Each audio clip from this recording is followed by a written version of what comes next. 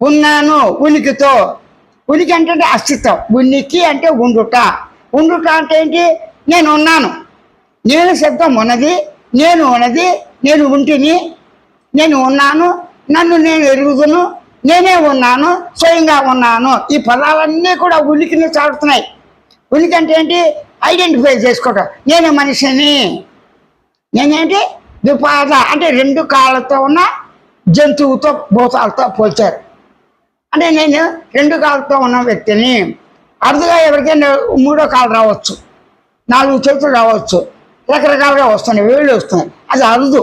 అది ప్రకృతి యొక్క హార్మోన్స్ తేడా కావచ్చు, గత జన్మలో కావచ్చు, ఏదైనా కర్మ మీద పడేస్తాడు, చేసేది లేదు. కొన్ని ఏంటి దేవుడి మీద పడేస్తాడు. కొన్ని పుట్టుకతోనే నాకు ఈ శరీర మార్పులు, రసాయనిక సంయోగాలు వచ్చాయని అనుకుంటాడు.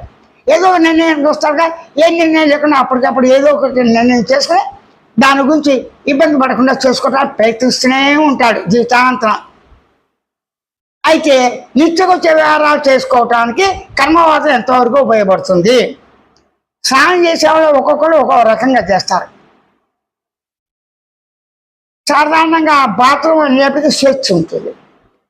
బట్టలతో చేసేవాళ్ళు కొంతమంది, అండర్వేర్స్తో చేసేవాళ్ళు కొంతమంది, ఆడవాళ్ళైతే దాని తగ్గట్టుగా వాళ్ళు చేస్తారు.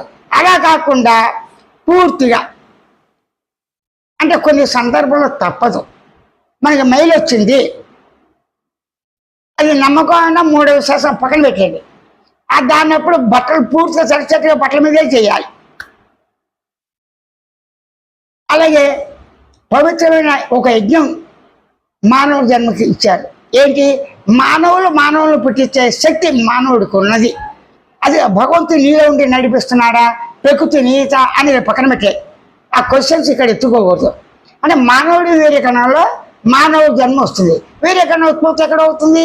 మనిషిలో, మగవారిలో. ఆ కణం ఎక్కడ పడుతుంది?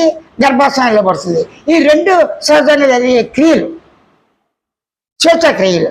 ఈ స్వేచ్ఛాక్రియల్లో నెలసరులు వచ్చినప్పుడు స్త్రీకి అదే కొన్ని ఇబ్బందులు వస్తాయి.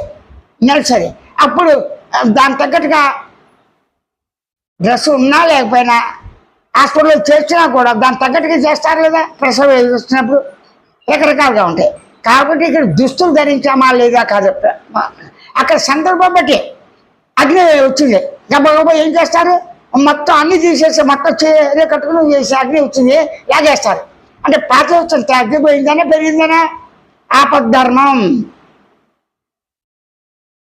అదే కాకుండా పుట్టుకతోనే దుస్తులు ఉండొచ్చు, ఉండకపోవచ్చు. కాబట్టి దుస్తులు మానవ సమాజంలో కంపల్సరీ ఉండాలి.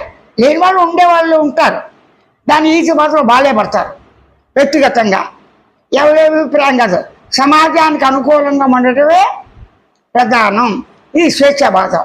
అంటే సమాజానికి అనుకూలం అంటే నీ స్వేచ్ఛతో నువ్వు ఉన్నంత వరకే ఉండగలవు, అది మించితే ఉండలేవుగా.